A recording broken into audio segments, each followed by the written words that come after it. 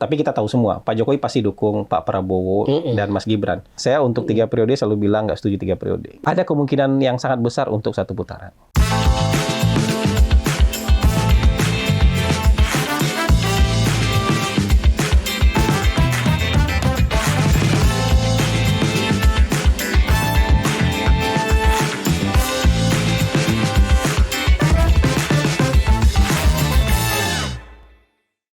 Halo sahabat Kata Data, kita bertemu lagi di Gultik, Pergulatan Politik. Setelah kemarin kita diundang oleh Pak Profesor Mahfud MD, ya, Cawapres dari pasangan Ganjar Mahfud. Kini kita berbincang-bincang dengan tamu yang kebetulan teman dekat Om Wai juga, Mas Hasan Nasbi.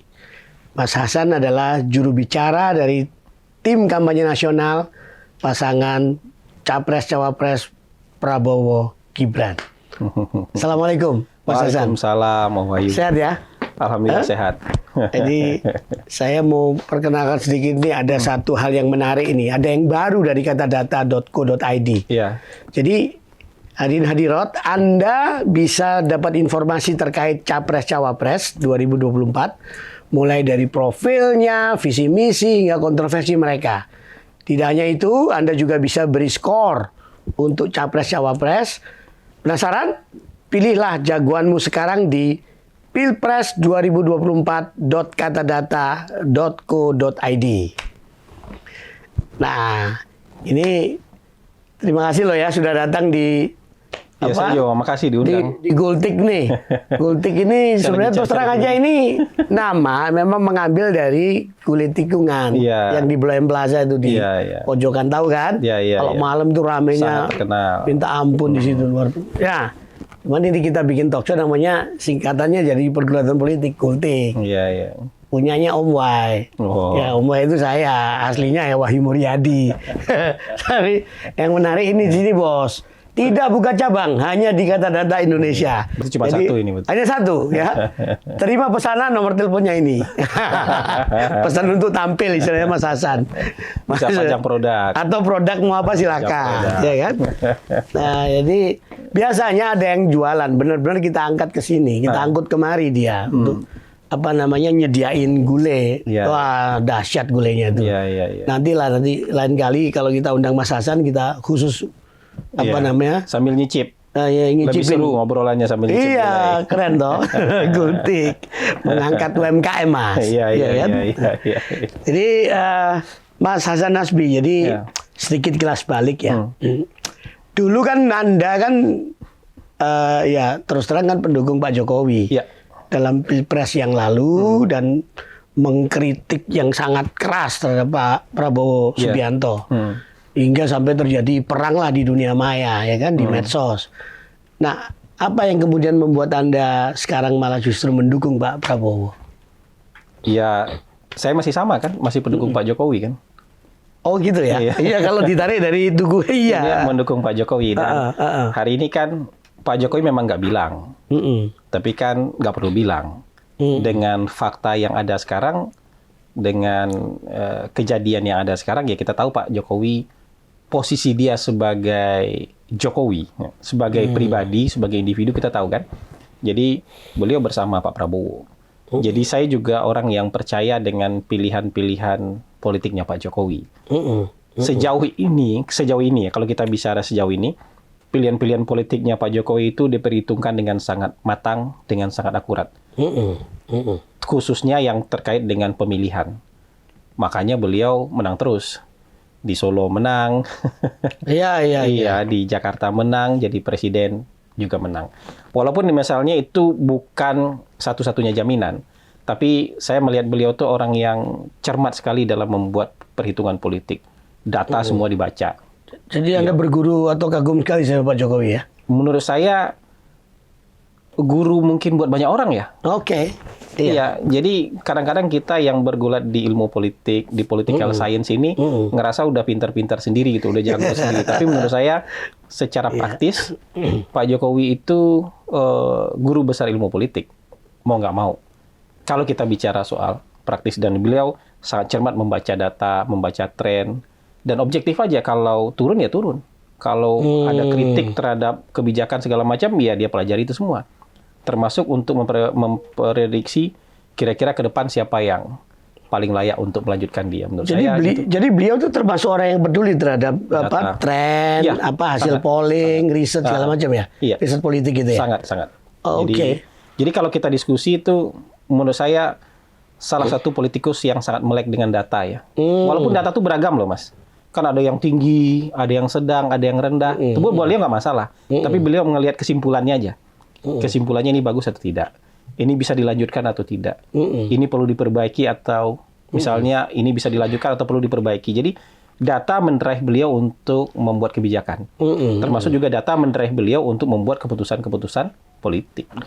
Mas Hasan sering dong ketemu Pak Jokowi atau sering banget singgah. Tapi ya hitungannya cukup lumayan lah untuk ini. Untuk apa ya? Untuk berdiskusi panjang, untuk tahu cara berpikir dan jalan berpikir. Sekali ketemu berapa lama, Mas? Biasanya kalau mendengar presentasi Anda? Ya bisa 1 jam, 1,5 jam. Kayak gitu. Iya. Selain Mas Hasan ada lagi nggak riset politik atau ahli polling lain yang? Saya yakin ya. Mungkin nggak bareng-bareng saya. Iya. Tapi saya yakin bukan cuma kita. Kan dia mengambil sudut pandang tuh dari beragam perspektif, termasuk juga dari beragam orang informasinya. Jadi bukan ketemu satu orang kemudian percaya langsung sama orang itu, dia pasti beliau cross check lagi datanya kayak gitu ke banyak pihak. Dan saya yakin itu hampir semua orang yang punya data, hampir semua orang yang melakukan riset atau orang yang melakukan survei, hampir semua, mungkin nggak semua, tapi sebagian besar menurut saya pasti diajak diskusi oleh Pak Jokowi. Artinya waktu itu ada ketemu beliau dalam kapasitas sebagai founder dari Cyrus. Iya, lebih sering kita bertukar data lah. Kita bercerita soal namanya boleh sebut kan waktu itu, Cyrus Network ya. Nah waktu itu ketemunya Pak, ya maaf nih saya terlalu jawab, boleh Anda jawab boleh enggak? Itu dikontrak atau bagaimana? Enggak ya. Enggak. Ya kan. Kalau dalam rangka bercerita data pada segala macam, kita kan Pak Jokowi kan nggak maju election lagi nih. Iya kan nggak maju election lagi, tapi kan dia panggil aja kita semua. Ya mau kontrak nggak kontrak, Pak Jokowi kan bos kita semua. Iya, enggak, maksud saya ketemu yang sebelum ini, sebelum masa ini, ketika beliau kalau tahun 2012 ya saya konsultannya Pak Jokowi untuk Pilkada DKI. Tahun 2014 saya terlibat membantu Pak Jokowi untuk Pilpres, 2019 juga begitu. Tapi 2019 ke sini ya sebagai teman diskusi lah, sebagai partner diskusi lah gitu. Nah ini penting, menarik karena ini kejujurannya kan penting untuk disclaimer kan supaya enak ngomongnya. Kalau ada preferensi atau pemihakan ya wajar karena memang pilihan ya kan. Dan kalau menurut saya Pak Jokowi orang yang sangat sangat cermat dalam membaca data. Termasuk juga sekarang Pak Jokowi itu memang tidak secara resmi, tapi kita tahu semua Pak Jokowi pasti dukung Pak Prabowo dan Mas Gibran. Itu juga pasti dengan perhitungan yang cermat. Kenapa Anda tekankan tadi tidak secara resmi? Kan nggak ada statement. Menurut Anda perlu nggak itu statement itu? Nggak perlu sih sebenarnya. Nggak perlu ya? Nggak perlu. Atau kenapa kok Pak Jokowi tidak pernah memberikan statement yang resmi untuk dukungannya? Menurut saya kan harus dipisah-pisahkan ya. Iya kan, sebagai bapak Pak Jokowi pasti dukung Mas Gibran dong. Iya kan? Iya. Tapi sebagai presiden ada tanggung jawab lain yang lebih besar. Harus menjamin pemilu ini berjalan dengan baik. Pemilu ini berjalan dengan jurdil, gitu kan perlu. Jadi sebagai presiden ya beliau harus tetap sebagai presiden lah. Apalagi presiden yang tidak running lagi. Kalau presiden aja waktu dia running sendiri juga ketika sebagai presiden nggak bisa kampanye kan? Iya betul. Iya. Kalau nggak cuti nggak bisa kampanye kan gitu. Jadi memang orang bilang gimana cara bedainya, tapi memang begitu. Ketika beliau jadi presiden kemudian running, ketika nggak cuti ya beliau jadi presiden. Mau nggak mau. Tapi ketika cuti dia jadi calon presiden. Iya. Tapi ya walhasil dengan masuknya atau majunya Mas Gibran sebagai cawapresnya Pak Prabowo ya otomatis ya dukungan pasti ke sana. Ya dukungan ke situ lah. Kita nggak usah berdebat soal itu. Nggak usah berdebat nanti. Dukungan ke situ. Iya. Artinya Mas Hasan, kalau misalnya memang ukuran Anda adalah pilihan politik Pak Jokowi, misal pun ini ngomong wishful thinking ya, andai-andai saja. Kalau waktu itu pasangan yang di-endorse atau didorong beliau atau didukung beliau itu adalah Ganjar Mahfud misalnya, itu Anda juga bisa ke sana ya? Ya, kalaupun berbeda pasti dengan kesadaran wah kita kalah nih gitu. Karena perhitungan beliau biasanya cermat sekali. Jadi cermat itu bukan hanya memilih siapa yang tepat, tapi orang ini bisa menang. Karena Pak Jokowi ketika mendukung bukan hanya sebagai Pak Jokowi pribadi, nggak satu suara itu. Dia juga punya gerbong pengikut yang luar biasa di belakang dia. Betul. Yang melihat kemana arah Pak Jokowi, mereka juga bisa pindah. Kan itu yang terjadi sekarang gitu. Migrasi itu kan terjadi sekarang gitu. Semua pollster menemukan migrasi itu hari ini. Exodus lah. Exodus besar-besaran. Iya, termasuk teman kita kayak Muhammad Qodari juga bilang bahwa ini yang terjadi adalah perebutan kolam suaranya Pak Jokowi ini. Betul ya? Anda setuju ya? Betul. Sekarang. Jadi kolam suaranya Pak Jokowi ini migrasi ke tempat Pak Prabowo atau ke tempatnya Mas Ganjar. Kan begitu. Tapi menurut saya pasti terbelah. Pasti terbelah. Ya. Cuman mungkin Pak Prabowo kan juga nggak butuh banyak-banyak. Iya, Mas. Pemilihnya Pak Prabowo juga ada. Oh ya. Pemilihnya Pak sudah Prabowo punya modal ya. Sudah punya modal suara. Gitu. Kan nggak perlu semuanya juga gitu. Nggak butuh semuanya aja. Butuh separuh lebih sedikit lah untuk bisa memenangkan. Seperti juga modalnya Mas Ganjar di PDIP ada ya modalnya gitu ya. Oke. Gitu. Jadi nggak butuh bulat-bulat kayak gitu juga gitu. Jadi maksud Anda justru yang Mas Ganjar Mahfud yang lebih butuh dukungan bulat-bulat sebenarnya. Ya karena mungkin suaranya full suara Pak Jokowi 2019 itu yang mereka butuhkan. Makanya sekarang ketika pembelahannya ini adalah pemilih yang masih stay dengan PDIP dan Mas Ganjar atau pemilih yang ikut pilihan Pak Jokowi. Nah, kalau trennya seperti ini tetap bertahan, nanti coba cek ke teman-teman pollster kayak Burhan, ya kayak misalnya LSI, Lembaga Survei Indonesia atau Poltreking. Jadi kalau saya membaca data, juga orang-orang lain kalau membaca data, Mas Ganjar mungkin akan mengikuti suara PDIP. Jadi mungkin akan mirip-mirip aja dengan suara PDIP. Jadi berapa itu? Ya kalau misalnya PDIP-nya 25 ya suara Mas Ganjar mungkin 25 juga. Kalau 22 mungkin nggak jauh-jauh dari 22. Kalau 20 ya nggak jauh-jauh dari 20. Gitu. Nah yang lainnya kemana? Migrasi. Karena suara Mas Ganjar awalnya kan tinggi 37, 35, sempat 38. Tapi sekarang sudah di bawah 30%. Kalau proposal Pak Jokowi kan akhirnya kan ke Prabowo Gibran, katakanlah begitu. Bukan ke Ganjar Mahfud. Anda sendiri sebenarnya punya proposal seperti apa? Di luar sini misalnya. Kalau usulan Anda sendiri sebenarnya waktu itu saya sih sebenarnya nggak punya usulan apa-apa ya. Tapi bulan Juli itu saya menghadap Pak Jokowi. Saya bilang setelah membanding-bandingkan Juli 2023 ini ya. Setelah membanding-bandingkan 3 kandidat, Pak Presiden izin boleh nggak saya bantu Pak Prabowo? Saya pengen lihat responnya. Pak Presiden. Wah, ini menarik ini. Ini ketemu di mana nih? Ketemu di istana. Istana Bogor, Istana Merdeka, Jakarta ya. Iya. Terus Pak Jokowi bilang, "Nah, saya sudah tahu kamu mau ke situ." Gitu. Udah kebaca dulu. Terus saya udah tahu kamu ke sana. Itu pilihan yang bagus katanya. Gitu. Itu pilihan yang bagus. Ya, artinya ada pembicaraan-pembicaraan lain yang saya nggak bisa buka, tapi itu menguatkan saya untuk berada di pilihan ini. Prabowo dengan siapa waktu itu? Belum ada pasangan. Belum ada pasangan? Ini belum ada, kita nggak ada cerita pasangan. Artinya kalau sama Erick Thohir pun juga oke juga ya waktu itu? Iya, oke aja. Sebenarnya nggak ada cerita soal pasangan. Saya cuma bilang, saya mau dukung Pak Prabowo, diizinkan nggak Pak? Karena saya sudah ikut Pak Jokowi lama kan. Nggak mau harus ada inilah. Lah iya, kenapa? Alasannya apa waktu itu? Tolong dijelasin. Banyak yang penasaran kan? Ya coba. Nah, sebenarnya termasuk ya dari diskusi-diskusi dengan Pak Jokowi juga. Pak Jokowi sepanjang tahun dari awal tahun 2023 itu selalu menekankan kita butuh yang berani. Bagaimanapun kalau kita mau jadi negara industri maju, kita pasti ditekan oleh negara luar. Kita baru satu komoditi aja ditekannya luar biasa. Nikel aja kita minta hilirisasi, ditekannya luar biasa. Soal sawit aja kita ditekannya luar biasa. Tapi kalau kita mau oleh Uni Eropa ya, oleh Uni Eropa, oleh negara lain. Tapi kalau misalnya kita mau jadi negara industri maju, kan nggak cuma ini yang harus dihilirisasi.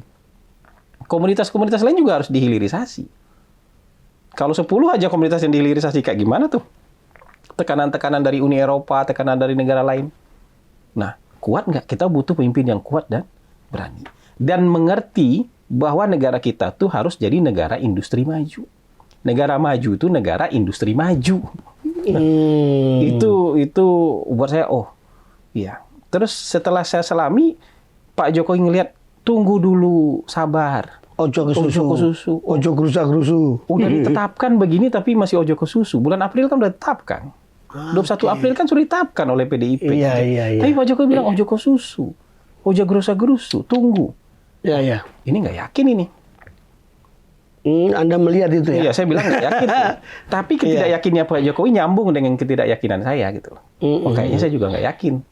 Kayak gitu. Setelah lihat, loh, berarti yang dimaksud pemberani yang kuat, yang bisa berhadapan dengan negara-negara asing itu, dengan luar negeri, dengan Uni Eropa segala macam, kayaknya Pak Prabowo. Saya nggak pernah bertanya langsung gitu, tapi cara saya adalah mengkonfirmasi, Pak, boleh nggak saya bantu Pak Prabowo? Nggak yakin tadi, itu lebih karena soal feeling atau ada track record atau dasarnya apa nih? Nggak macam-macam. Macam-macam kan nggak ada kalimat yang eksplisit nih. Oh iya. Maksudnya, Prabowo orangnya nggak. Kan nggak pernah sebut nama. Bahkan di ruang tertutup antara kita berdua aja Pak Jokowi nggak pernah sebut nama. Siapa yang akan ini. Cuman bilang pertimbangkan dengan matang, cari yang pemberani. Cari yang mengerti negara ini mau dibawa kemana. Oh kalau kayak gini coba kita tanya dong. Pak, minta izin kalau saya bantu ini. Diizinkan nggak kira-kira? Iya. Oh, ini approval ini. Itu approval, saya yakin ini orangnya. Bukan hanya endorsement, approval ini approval ya. Saya yakin ini orangnya. Gitu. Nah Mas, kalau ngomong soal pemberani dan juga yang paling mengerti negara ini kemana, Anies Rashid Baswedan kurang apa coba? Apa Ganjar juga kurang paham dan kurang ngerti, kurang berani? Jadi mengerti dan beraninya menurut saya bukan sesimpel tahu textbook. Ini banding-banding ini ya. Iya, tahu textbook. Alasan Anda. Atau ini. Tapi menurut saya kalau kita melihat jejak ya, jejak pekerjaan, jejak karir, menurut saya yang paling mengerti Indonesia itu Pak Prabowo. Ruang berpikirnya Indonesia. Iya. Jagat berpikirnya Pak Prabowo itu Indonesia di tengah percaturan dunia. Menurut saya nih, mohon maaf, jagat berpikirnya Mas Ganjar, Jawa Tengah, di tengah-tengah Indonesia. Oh, masih di tengah Indonesia? Iya, Jawa Tengah di tengah-tengah Indonesia. Oke, menarik istilahnya ini. Mas Anies juga menurut saya, ya, itu jagat berpikirnya mungkin ya Indonesia atau spesialnya DKI, ya kan? Tapi juga masih di konteksnya Indonesia. Loh, tapi dia manusia global loh. Anies itu udah di kemana-mana. Jadi bukan masalah kemana-mananya. Jadi kalau masalah kemana-mananya, Mas Anies mungkin ini. Tapi networking-nya, networking globalnya Mas Anies bukan decision maker. Beda, Mas. Cara berpikir ketika networking kita bukan decision maker itu beda. Networking-nya mungkin pusat studi, kampus, akademis, bukan decision maker. Itu cara melihat dunianya akan sangat berbeda. Nah, karena kalau dengan pusat studi nggak ada rasa keterancaman kita, Mas. Baik-baik aja semuanya, Mas. Mau dengan pusat studi di Cina, mau pusat studi di Amerika, mau pusat studi di Eropa, kita hubungannya hubungan baik aja, nggak ada rasa keterancaman kita. Interest mereka tidak akan terbuka dengan terus terang ketika kita bertemu sesama akademisi. Baik-baik aja semuanya, Mas. Tapi ketika bertemu dengan decision maker, interestnya dia kelihatan, kepentingan nasionalnya dia akan kelihatan. Kepentingan nasional kita juga akan kelihatan. Kenapa? Kita bertemu sesama decision maker. Terus Ganjar juga nggak punya networking kayak begitu? Menurut saya belum. Belum ya? Belum, Mas.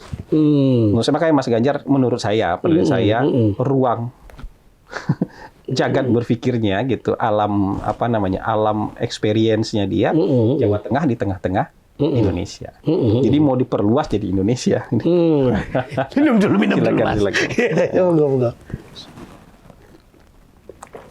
Nah, sementara kalau Pak Prabowo memenuhi semua itu, kuat networking internasional decision maker-nya itu. Menurut saya ya. Dan networking-nya decision maker semua.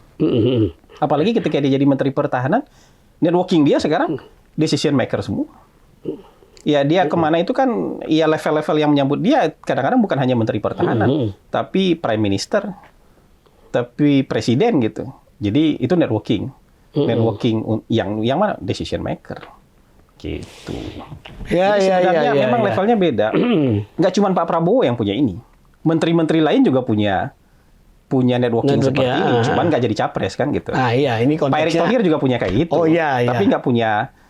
Jadi nggak jadi capres itu. Pak Erlangga juga punya kayak gitu. Tapi nggak jadi capres. Itu aja yang bedakan. Jadi konteksnya membandingkan capres tiga tadi ini, mana yang punya network, punya decision maker kuat. Jadi kalau angkat telepon tuh ngangkat teleponnya sama decision maker. bukan angkat telepon ke pusat studi di kampus mana. Iya. Tapi Anda mungkin nggak tahu, mungkin Anies juga punya dong sama decision makers yang dia punya network. Iya, nggak tahu. Ini kan anggapan saya. Ini penilaian. Sejauh Anda sejauh yang saya sejauh yang Anda tahu gitu ya dari aja kan. Kan kita lihat lah kunjungan ke luar negerinya bertemu Kemana? dengan siapa. Gitu. Kemana dengan siapa gitu ya. Nah, ini Anda kan pernah nggak ngomong-ngomong misalnya, kan tadi dengan Pak Jokowi, dengan Pak Prabowo sendiri, ya apa cukup intens ngobrolnya? Lumayan intens ngomong sama Pak Prabowo. Sekali ketemu tuh sama Pak Prabowo bisa 2 jam, 2,5 jam ya, untuk bicara banyak hal ya. Gitu. Dan menurut saya mengubah pandangan saya sama dia itu 180 derajat. Saya pertama kali ketemu dan diskusi panjang dengan Pak Prabowo itu baru Februari atau Maret 2023. Itu sekitar 2,5 jam yang saya pikir ya mungkin 15 menit saya udah bubar nih sama Pak Prabowo gitu. Semula begitu ya? Iya, 15 menit udah bubar nih. 15 menit udah gebrak-gebrak meja nih. Nggak menarik pasti kan? Udah emosi nih. Iya. Tapi enggak, dia layani dengan baik. 2,5 jam kan nggak bisa pura-pura orang 2,5 jam, Mas. Ngomong apa aja tuh? Macam-macam. Saya kan, Pak, izin Pak, saya kesini dengan banyak sekali pertanyaan. Saya nanya boleh nggak Pak? Apa pertanyaan yang paling penting Anda tanyakan? Dia bilang, oh boleh. Boleh. Saya bilang, Pak, kan walaupun ini digoreng-goreng ulang sampai gosong, tapi kan pertanyaan ini tetap ada, Pak. Ini pertanyaan yang laten ini. Pertanyaan yang laten ini. Iya. Soal penculikan, soal kerusuhan, soal diberhentikan dari tentara. Saya pikir, wah ini saya bentar lagi diusir pulang nih. Iya, soal masa akhir kepemimpinan Pak Harto, pembentukan tim mawar dengan penculikan tadi kan. Wah ini saya nggak lama nih, tapi terus tanya, kan namanya juga unek-unek. Saya tanya aja.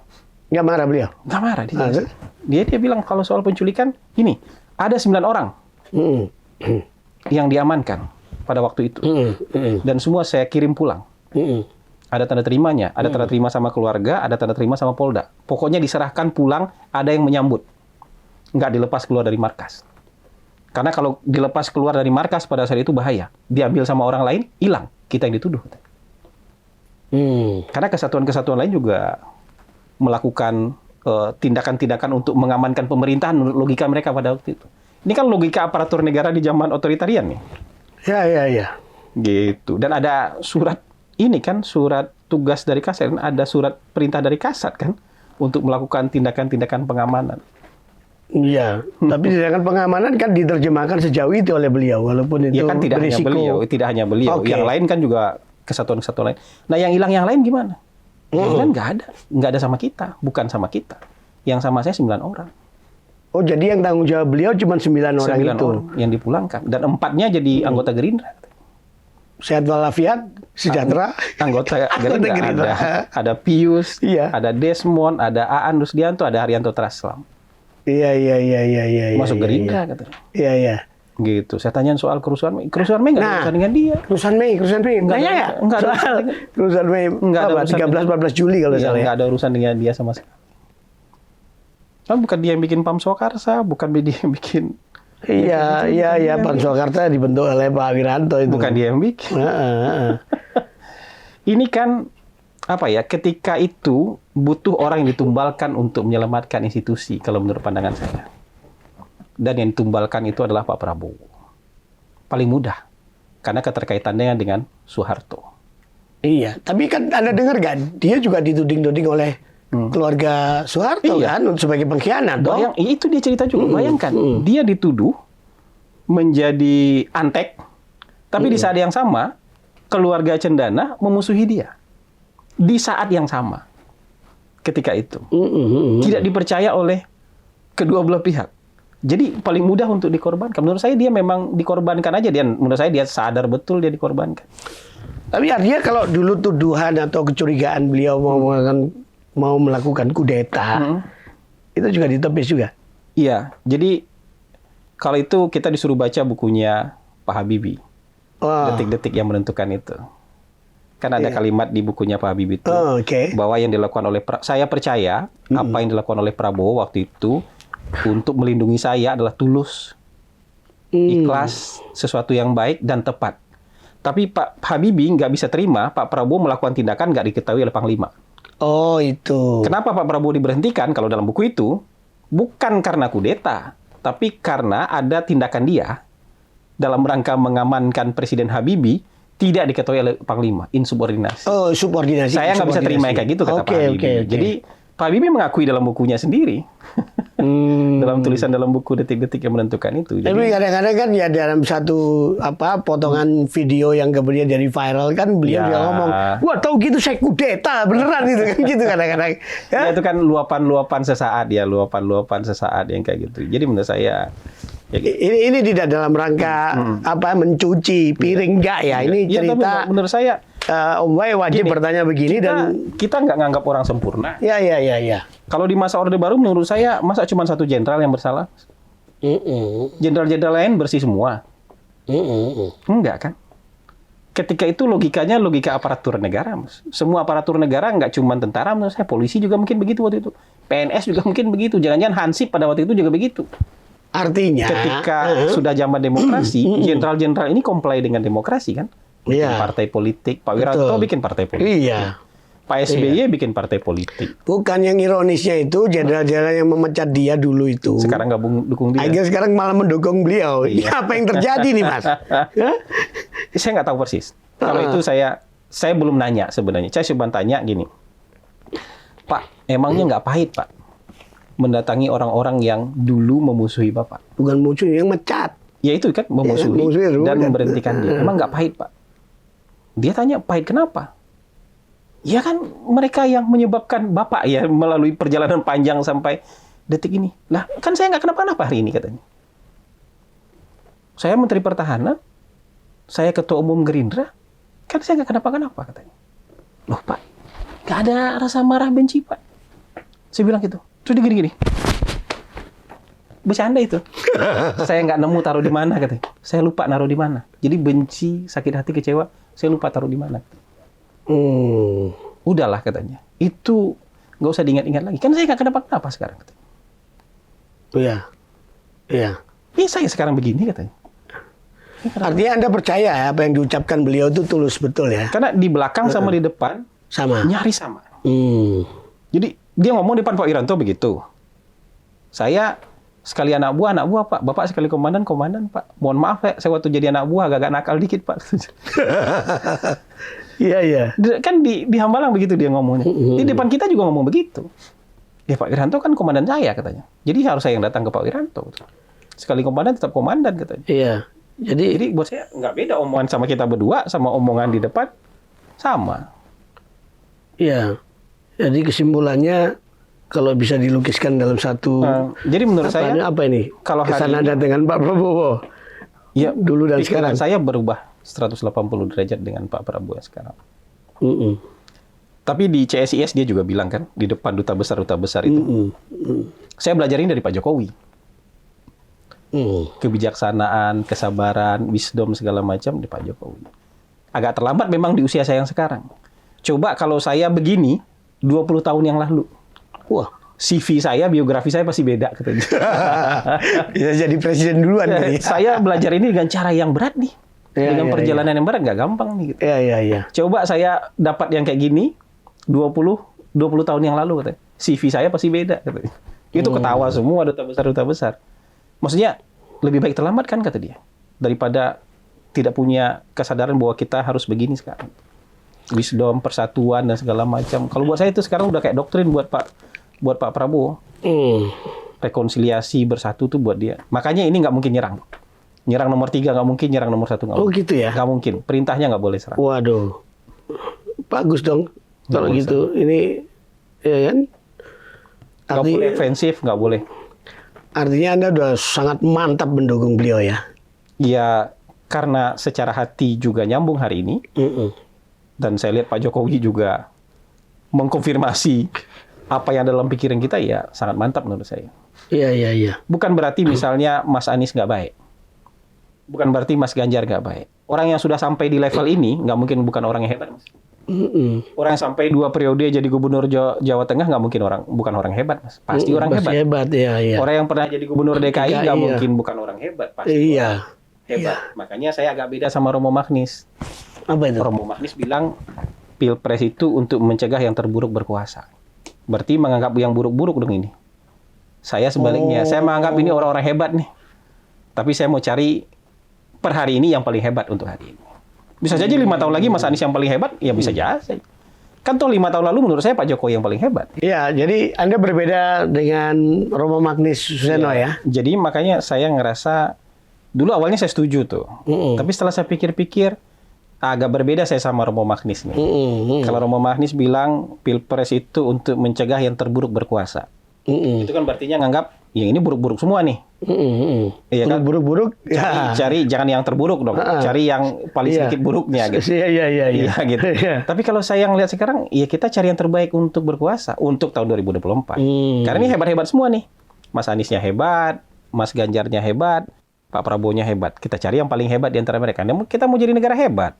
Masa mau jadi negara hebat, negara maju cari yang buruk, bukan yang terburuk berkuasa. Bukan yang terbaik. Ya, kan? Cari yang terbaik dong. Iya, terbaik. Tapi kan yang terbaik-terbaik ini juga ada sequence waktunya.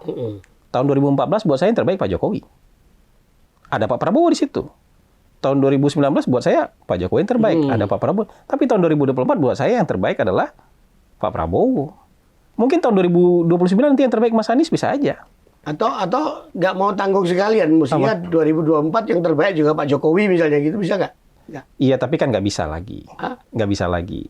Kekuasaan harus dibatasi. Oh, tetap ada pendapat begitu ya? Itu doktrin ilmu politik itu. Jadi konstitusi tetap... Iya, kekuasaan harus dibatasi. Ya, dibatasi 2 periode itu harus ya? Dibatasi. Nggak, kayak Kodari bilang 3. Makanya saya dulu berbeda. Saya untuk 3 periode selalu bilang nggak setuju 3 periode. Karena kita sayang Pak Jokowi. Iya. Kalau nggak nanti foto Pak Jokowi disandingkan dengan foto Erdogan.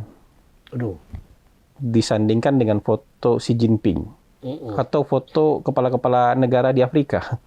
Yang diktator itu. Yang mengamandemen konstitusi untuk menambah periode. Oke. Gitu. Jadi buat saya, Pak Jokowi harus kita taruh jadi bapak bangsa nih.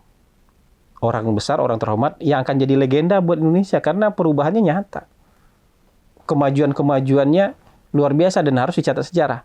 Nah, kalau misalnya sejarah yang besar ini ditutup oleh akhir yang nggak enak kan, misalnya 3 periode kayak gitu-gitu tuh kan akhir yang nggak enak buat Pak Jokowi. Kalau kemudian ketemu jalan apa istilahnya, terobosan seperti ini, misalnya kemudian muncul Gibran dalam proses yang banyak dikritik itu, menurut Anda ini masih oke ya? Karena presidennya kan Pak Prabowo, bukan Pak Jokowi. Sama kayak di Filipina kan presidennya Bongbong Marcos, bukan Sara Duterte. Iya. Kan anaknya Duterte jadi wakil presiden di Filipina. Iya. Tapi presidennya bukan Duterte, presidennya Marcos. Iya. Bongbong Marcos. Hari ini nanti 2024 kalau Pak Prabowo Gibran yang menang, presidennya Pak Prabowo. Jadi buat saya ini bukan soalnya sangat beda lah. Dengan 3 periode dan segala macam ini jauh berbeda lah. Nggak, artinya Anda mau bilang bahwa faktor Pak Jokowi itu nggak bisa masuk lewat Gibran ya? Untuk mempengaruhi Pak Prabowo. Loh, kalau mempengaruhi Pak Jokowi sendiri juga tanpa Gibran, menurut saya bisa mempengaruhi Pak Prabowo. Bukan ada info nih, soalnya yang sudah bertemu Pak Jokowi juga. Nanti itu, kalaupun ada Gibran tuh yang muncul tuh bayang-bayang wajah Pak Jokowi gitu loh. Iya, bisa aja. Tanpa ada Gibran pun bayang-bayang Pak Jokowi akan ada. Oke. Ya, guru banyak orang, gurunya ya, Pak Prabowo masih beliau walaupun tidak menjadi presiden lagi, tetap punya pengaruh ini kan besar. Ini kan keberlanjutan. Pak Prabowo kan menggaransi yang dilakukan Pak Jokowi akan dilanjutkan. Iya, terutama IKN. Terutama IKN. Ya. Oke. Gitu. Gimana kita bilang itu bukan bayang-bayang Pak Jokowi kan nggak apa-apa. Maksud saya ada bayang-bayang Pak Jokowi itu bukan sesuatu hal yang memalukan loh. Iya. Kan kita nggak harus tiba-tiba, oh saya beda sama orang, pokoknya saya nggak mau disama-samain. Kita mau keberlanjutan kok. Kita kan harus hargai dan tempatkan presiden sebelumnya di tempat yang layak kan. Gitu. Kalau ada yang harus dilanjutkanlah. Kenapa? Iya. Kalau misalnya Pak Jokowi yang meletakkan fondasi-fondasi ini, ya nanti juga misalnya ini Pak Jokowi yang memulainya, Pak Prabowo yang menyempurnakannya, kan begitu. Begitu juga nanti presiden setelah Pak Prabowo, ada yang dimulai oleh Pak Prabowo disempurnakan oleh presiden berikut. Menurut saya itu lebih elegan untuk bangsa kita. Ya.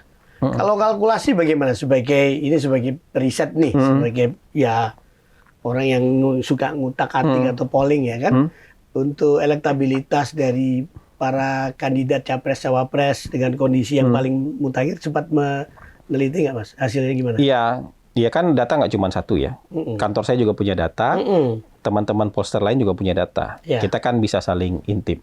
Menurut saya sekarang mungkin 2 minggu lagi, 3 minggu lagi migrasinya selesai, Mas. Oh, udah tuntas ya? Tuntas tuh migrasi dari pendukung Pak Jokowi yang ingin eksodus, dia eksodus. Oh, ini trennya udah kelihatan. Iya, pendukung Pak Jokowi yang 2019 jadi pendukung Pak Jokowi, tapi pengen stay bersama PDIP dan Ganjar, mereka akan stay. Oh, yang fanatikus Iya, benar-benar ya? jadi nanti menurut saya setelah minggu ketiga Desember, hasil survei itu nggak akan banyak berubah lagi. Ya, artinya Anda seperti hanya para beberapa polling besar di Republik ini kan mengatakan bahwa suara Pak Prabowo Gibran kan yang tertinggi ya. Ya, menanjaknya tajam. Setelah diumumkan berpasangan, itu menanjaknya tajam. Pak Prabowo kan sebelum berpasangan tuh ya kekunci 38, 39, 40 lah. Kalau sekarang udah jauh di atas itu. Berapa sekarang? Ya pokoknya jauh di atas itu. Jauh di atas itu. Ya, jadi ini kira-kira kalau dengan nginjek gas konstan, tapi tetap dengan kecepatan yang hari ini, ya insya Allah nggak kekejar. Ya, artinya mau bilang satu putaran. Ada kemungkinan yang sangat besar untuk satu putaran. Ada kemungkinan yang sangat besar untuk satu putaran. Jadi supaya nggak dipotong-potong ini jelas nih. Ya, ada sedikit lagi. Cuman saya pengen yang lain fair aja. Satu putaran ini kan konsensus bertiga. Konsensusnya maksudnya begini. Ketika Pak Arsyad, Ketua TPN, bulan Agustus bilang, kita dapat target satu putaran. Satu putaran. Agustus atau September tuh dia bilang. Target kami adalah satu putaran. Arsyad Rashid ya? Iya, Arsyad Rashid. Okay. Kemudian ketika Anies Caimin dapat nomor urut 1, mereka bilang satu ini untuk satu putaran. Oke. Kita senang-senang aja. Mereka punya target satu putaran, kita senang-senang aja. Ketika Amin punya target satu putaran, kita senang-senang aja. Tapi tiba-tiba belakangan ketika kita punya target satu putaran, muncul macam-macam tudingan. Wah, ini mau curang nih. Kenapa kalian boleh satu putaran, kita nggak boleh satu putaran gitu? Anda nggak boleh ya? Iya, ini kan kayak Amerika nuduh Iran nih. Kalau saya dan Israel boleh bikin nuklir, tapi kamu nggak boleh bikin nuklir gitu. Nah ini Mas, ada angkanya nih. Jelas nih, elektabilitas 3 pasangan bakal capres dan cawapres. Oktober, November 2023 nih. Survei sudah lama sekali. Ini survei masuk kategori lama deh ya. Iya, sudah ini lama sekali. Prabowo Gibran 39,7%, Ganjar Mahfud 30%, Anies Imin 24,4% dan tidak tahu atau tidak menjawab. Angkanya sudah jauh di atas ini sekarang. Sekarang sudah di atas ini. Sudah jauh di atas ini. Nah kalau Anda sudah berapa persen Mas? Itu kan 30, coba berapa tadi angkanya? Ya tapi sudah jauh di atas 39,7. Dan ini juga sudah jauh di bawah angka 30.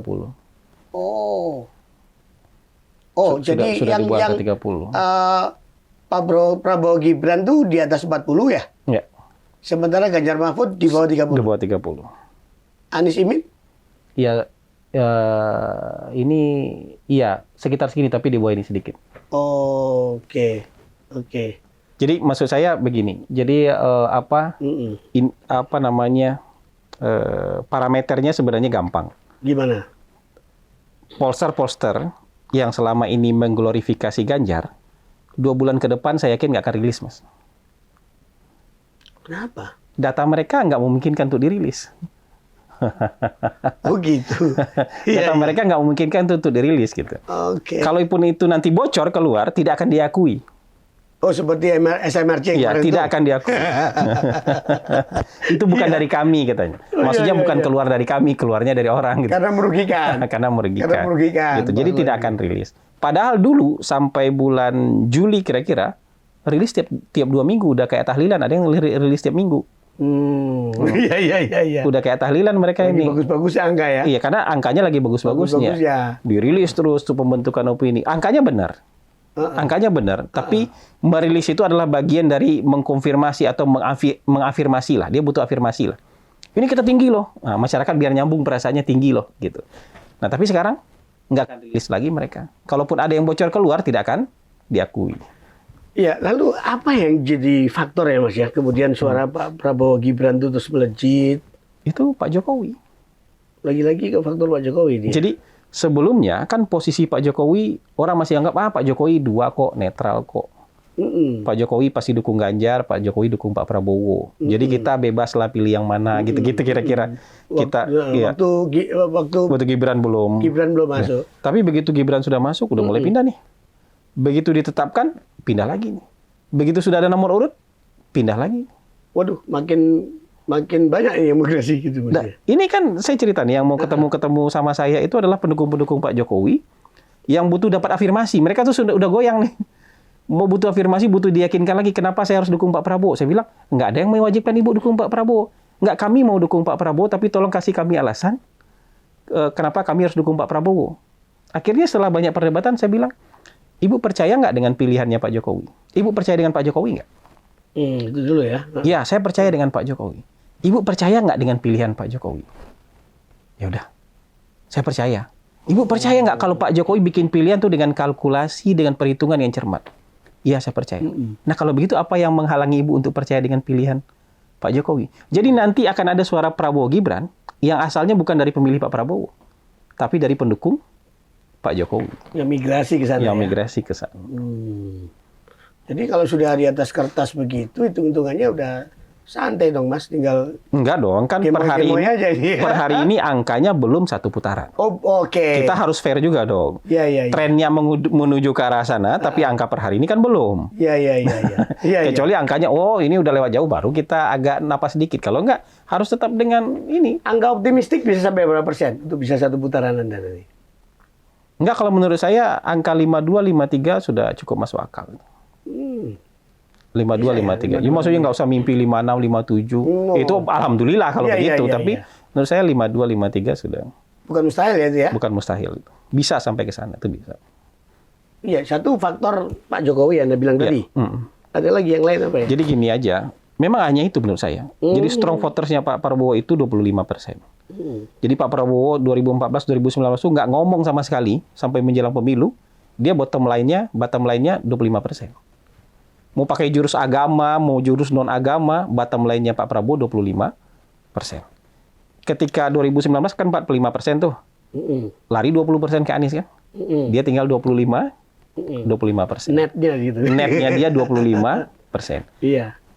Strong votersnya Pak Jokowi tentu minimal kalau nggak sama lebih besar. Iya. Masih presiden, berkuasa, berprestasi pula, approval rating di atas 70. Ya. Kalau sama aja, 25 tambah 25 udah 50, Mas. Kalau dia lebih 5%, 26 deh Pak Jokowi. 25 tambah 26, 51, Mas. Iya. Kalau Pak Jokowi 30 strong votersnya, 25 tambah 30, 55, Mas. Jadi logiknya itu. Kita belum menghitung faktor Pak SBY loh. Oh, iya ya.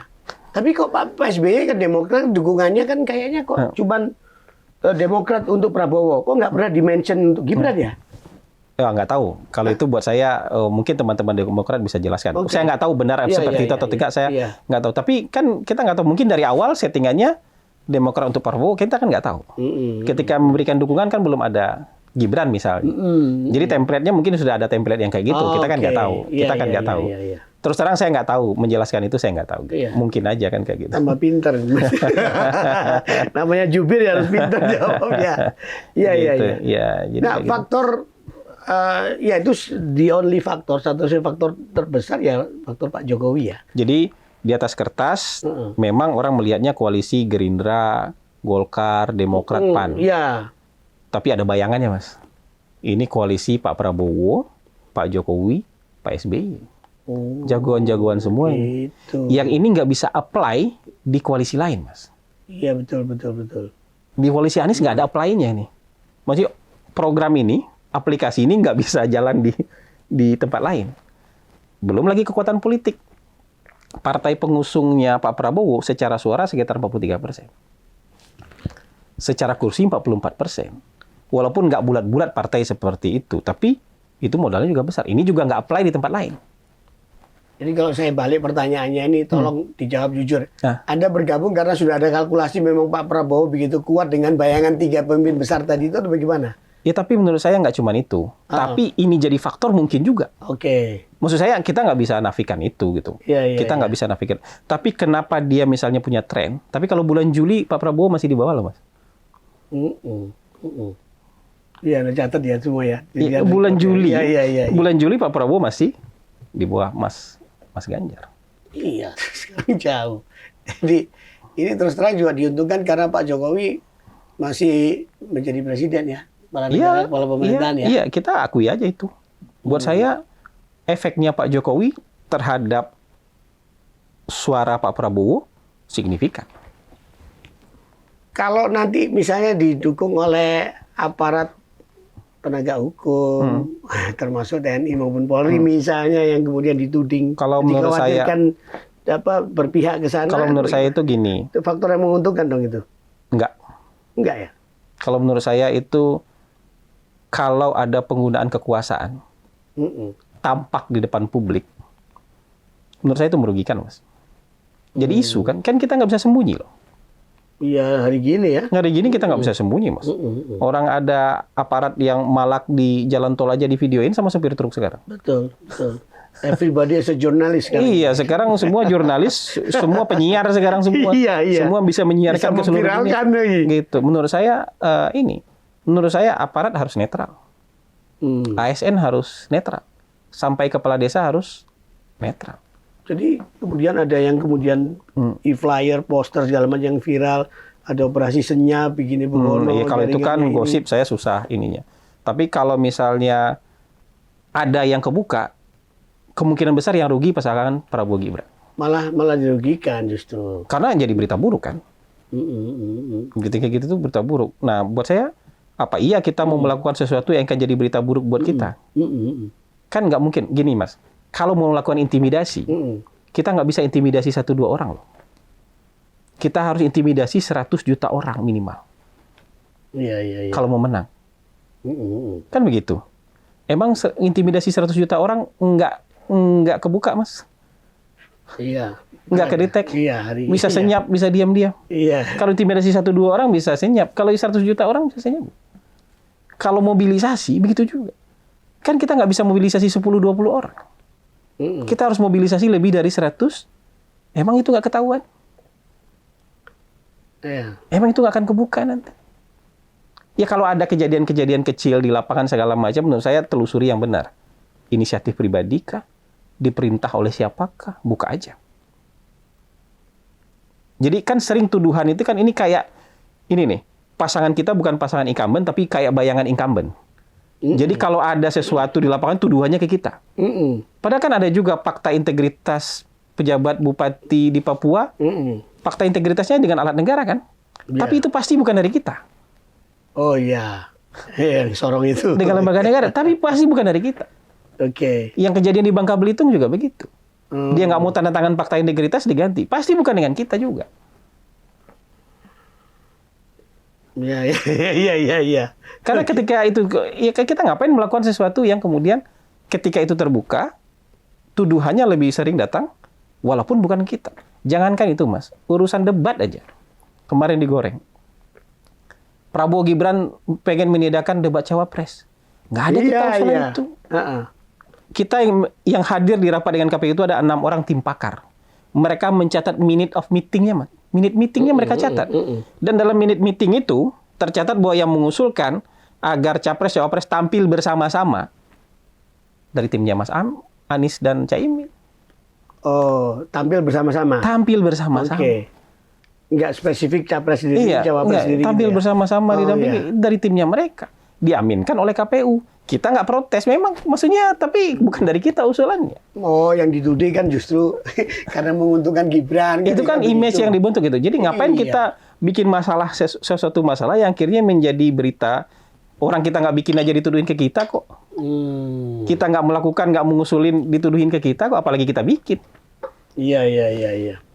Oke, menarik. Jadi, walhasil kalkulasinya tetap katakanlah suara Prabowo Gibran tadi Anda bisa sampai kalau satu putaran tuh at least 52% ya. Iya. Ya, kemudian Ganjar ya 20-an mungkin sebesar PDIP lah kira-kira. Sebesar PDIP dapat itu ya selama ini ya. Kemudian Anies? Ya mungkin paling tinggi 22-23% gitu. Oke, kalau misalnya 2 putaran, yang tersisih siapa, Mas? Kira-kira? Kemungkinan besar kalau ngelihat tren angka, kalau 2 putaran. Kemungkinan kalau ngelihat tren angka. Ya, tren angka, ya. Mas Ganjar yang tersisi. Oh, bisa begitu? Karena suaranya mendekati suara PDIP. Oh, jadi Anies tetap diuntungkan ya dapat suara lebih gede. Ini menarik ini. Menarik. Apalagi nanti itu Pilpres itu hari Valentine, Mas. Hari Valentine itu kebetulan hari libur karena pemilu. Pemilihnya Anies nggak mungkin Valentine kan? Oh iya. Oh iya. Betul itu. Kalau Valentine yang biasa, hari ini tanggal 14, nanti malam mereka Valentine. Tapi kalau itu nggak libur. Tapi kalau tanggal 14-nya libur, tanggal 13 malam orang Valentine. Oke, kalau misalnya dua putaran, suara Ganjar Mahfud kemana nanti kalau memang tersisih? Kalau polanya hari ini sih nggak akan geser ke Anies. Nggak ke Anies? Nggak. Kalau ke Anies kan diuntungkan Aniesnya. Kalau elitnya bisa saja. Oke. Tapi suara masanya, kedekatan masanya nggak akan ke sana. Ini ekstrim nih. Kalau yang di ekstrim kiri, kalau dia mau pindah ke tengah dulu, nggak ke ekstrim kanan dia pindah. Yang di ekstrim kanan juga begitu. Kalau dia mau pindah ke tengah dulu pindahnya, bukan ke ekstrim kiri pindahnya. Ini perakiraan kuat banget ya, Mas? Insya Allah. Insya Allah ya? Insya Allah. Nggak, jangan sampai nanti meleset kayak dulu ketika Anda meramalkan Anies. Nggak akan bisa. Ya, tapi itu kan bukan survei. Itu apa waktu itu? Itu kan perhitungan biasa aja. Enggak, itu kan perhitungan biasa aja itu. Oh. Itu sama kayak Mas Wahyu punya kalkulasi, saya punya kalkulasi. Kalkulasi kita nggak ketemu. Terus diselesaikan dengan cara pertemanan. Oh. Cara adatnya begitu. Itu urusan ini aja. Kayak tebak-tebak skor sepak bola aja. Oh, itu aja. Ada taruhan Anies nggak akan dicalonkan, itu nggak akan jadi capres gitu ya. Iya kan? Iya. Tapi ngomong-ngomong, ada yang nanya nih. Netizen juga nanya nih. Alphardnya jadi taruhan Alphardnya jadi nggak waktu itu? Udah dikasih 12 September. Udah dikasih kan? 12 September. Udah dikasih guys. Udah. Mantap itu. Anda committed berarti ya? Lo komit juga kok. Maksudnya saya pernah berapa kali menang mobil dari orang yang sama. Oh, untuk taruhan politik juga ini? Taruhan politik juga. Oke. Sekarang kasih mobilnya juga nggak apa-apa. Waduh, orang kaya. Ngomong-ngomong, salah satu kekuatan dari pasangan Capres Prabowo Gibran itu yang santer terdengar adalah kekuatan resources-nya, logistiknya. Ada topangan dari oligarki yang luar biasa itu. Benar nggak, Mas? Saya nggak tahu itu secara persis. Tapi kalau orang menyumbang kan bisa siapa aja. Ya, bebas, Dan Pilpres ini menurut saya nggak mungkin ada satupun capres yang bebas dari oligarki, Mas. Satupun. Tidak ada satupun capres yang terbebaskan dari oligarki. Sumbangan ataupun dukungan oligarki. Iya, memang Mas Ganjar pergi keliling daerah pakai pesawat komersil kan nggak? Memang pesawat komersil punya LSM kan nggak? Kata data punya pesawat komersil nggak? Nggak punya kan? Yang punya siapa? Emang Mas Anies keliling-keliling itu pakai pesawat? Ya, pakai private jet. Pakai private jet juga. Yang punya private jet siapa? Oligarki kan. Jadi menurut saya kasihan ya oligarki ini dijelek-jelekin di satu sisi, tapi dipakai juga resource-nya di sisi yang lain. Kalau Pak Prabowo punya private jet sendiri, Mas. Oh iya. Nggak perlu minjam. Kemhan juga punya. Iya, Kemhan, tapi itu kan untuk itu nggak bisa dipakai. Tapi Pak Prabowo punya private jet sendiri. Jadi nggak perlu minjam. Mas Anies nggak punya kan? Nggak punya. Naik private jet punya siapa? Punya oligark kan? Ya. Mas Ganjar juga nggak punya private jet kan? Naik private jet punya siapa? Punya oligark kan? Tapi kalau nyewa kan nggak apa-apa, Mas, duit sendiri. Iya, nggak apa-apa juga nyewa. Ya nggak apa-apa juga nyewa. Tapi disumbang pesawat juga boleh kan? Emang kalau nyewa duit buat bayarnya dari siapa? Iya. Emang dari tabungannya Mas Ganjar kan nggak mungkin. Memang dari tabungannya Mas Anies kan nggak mungkin. Kalau punya nyewa dari tabungannya oligarki juga itu. Maksudnya kita fair-fair aja. Iya. Bagus lah itu fair ya kan. Ini kalau dikaitkan dengan geopolitik internasional nih ada pengaruh negara mana yang cukup dekat misalnya antara dengan Prabowo Gibran, Amerika atau China, dan apa ini jadi faktor penting misalnya? Saya tidak berani misalnya mendefinisikan paling dekat dengan mana. Tapi kayaknya beliau berusaha seperti doktrin politik luar negeri Indonesia. Bebas aktif. Kita tidak mungkin ngeblok secara militer, secara pertahanan dengan negara manapun. Itu doktrin doktrin politik luar negeri kita. Tapi kita bisa berhubungan dagang, bisnis, ekonomi dengan negara manapun. Itu yang penting. Makanya Pak Prabowo mungkin berapa kali lawatan ke Cina. Tapi terakhir Pak Prabowo ke Amerika. Buat beli pesawat Amerika kan gitu. Pak Prabowo mungkin beberapa kali ke negara ASEAN, tapi juga ke Middle East. Jadi menurut saya keseimbangan itu penting. Jadi jalur politik Indonesia itu pasti tidak bisa hanya mengandalkan ke satu misalnya superpower. Enggak, kita harus baik dan menjaga keseimbangan di antara semua superpower. Bahwa ada di antara misalnya beberapa kejadian di dunia kita punya sikap misalnya soal Palestina. Kita punya sikap yang berbeda dengan Amerika, nggak apa-apa. Soal Ukraine, kita punya sikap yang berbeda misalnya dengan Rusia, itu nggak apa-apa. Tapi hubungan Indonesia dengan Rusia tidak akan putus. Hubungan Indonesia dengan Amerika tidak akan putus. Mungkin juga mungkin kan, tiba-tiba kita juga punya simpati misalnya dengan Uighur. Tapi tidak akan merusak hubungan Indonesia dengan RRC. Menurut saya begitu. Politik luar negeri kita, doktrinnya, siapapun presidennya, nggak akan keluar dari doktrin politik luar negeri bebas aktif. Oke. Nah ini gitu. Anda mungkin juga pernah sudah melihat ya, sikap politik dari Bu Mega ya pada tanggal 27 November yang lalu di Jakarta International Expo di Kemayoran ya. Kemudian Pak Ganjar juga pidato itu kan kenceng banget ya untuk mengkritisi pemerintahan sekarang ya. Menurut Anda itu menguntungkan atau merugikan suara agama? Saya nggak mau komentar itu merugikan atau menguntungkan mereka. Tapi saya memahami itu bagian dari patah hati, sakit hati, kekecewaan. Kan mereka berharap mereka bersama Pak Jokowi. Iya. Kalau mereka tidak bersama Pak Jokowi kan pasti kecewa. Pasti patah hati. Nah ini menurut saya ekspresi patah hatinya begitu. Ekspresi kekecewaannya begitu. Kalau kita bicara soal positioning, nggak bisa dia positioning, kan nggak bisa pemerintah versus pemerintah. Ya. Kan itu juga bagian besar dari pemerintah. Bagaimana caranya bagian besar dari pemerintah mengkritik pemerintah? Mereka kan bukan bagian kecil dari pemerintah. Mereka bagian besar dari pemerintah. Menteri yang asli dari partai itu aja banyak. Belum lagi menteri yang berafiliasi dengan partai itu. Banyak sekali. Bagian besar dari pemerintah mengkritik pemerintah itu gimana logikanya? Iya. Jadi walhasil itu ekspresi kekecewaan. Iya. Ekspresi kekecewaan. Orang patah hati kayak gitu kan kita harus maklum. Ada yang bilang kayak Kodari bilang itu justru secara tidak disadari model sikap keras kayak gitu yang dilakukan Bu Mega maupun Pak Ganjar malah jadi jurkam yang menguntungkan. Kalau dalam konteks elektoral kita kan nggak perlu ingatkan sebenarnya itu, Mas. Oh ya. Benar nggak? Iya dong. Kalau dalam konteks elektoral, saya nggak perlu ingatkan, kamu salah kan, saya nggak perlu ingatkan. Iya, Anda di sini. Kadang-kadang nanya Anda sebagai pengamat yang jeli gitu loh. Saya nggak perlu ingatkan. Artinya, kalaupun misalnya nih, Anda ditawari duit gede nih, untuk bantu jadi jubir atau tim kampanye Ganjar Mahfud, ataupun Amin ya, Anies dan Muhaimin? Enggak. Kan Anda mau nggak? Atau karena apa nggak mungkin ya? Enggak. Keputusan sudah dibuat. Keputusan sudah dibuat.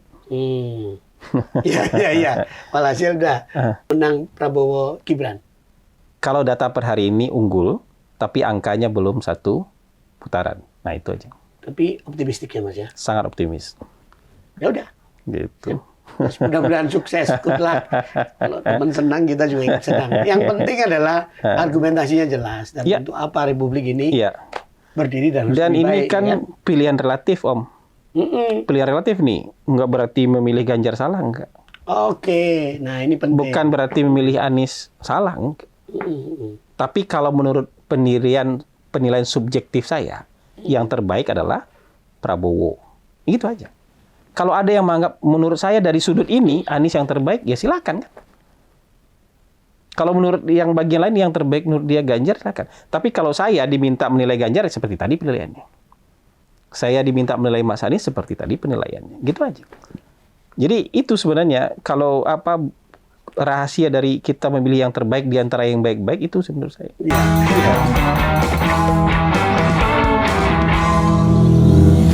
Oke, terima kasih Mas Hasan Nasbi. Sama-sama Om Bayu. Luar biasa ini, jadi kita tercerahkan mendapatkan pengakuan beliau yang jujur ini. Kan? Kalau nggak jujur kita dikorek terus sama Om Wahyu. Gitu. Akan dikejar terus ya.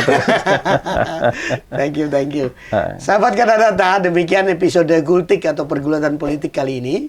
Jangan lupa untuk like, subscribe, dan tonton terus episode Gultik selanjutnya hanya di YouTube Katadata Indonesia.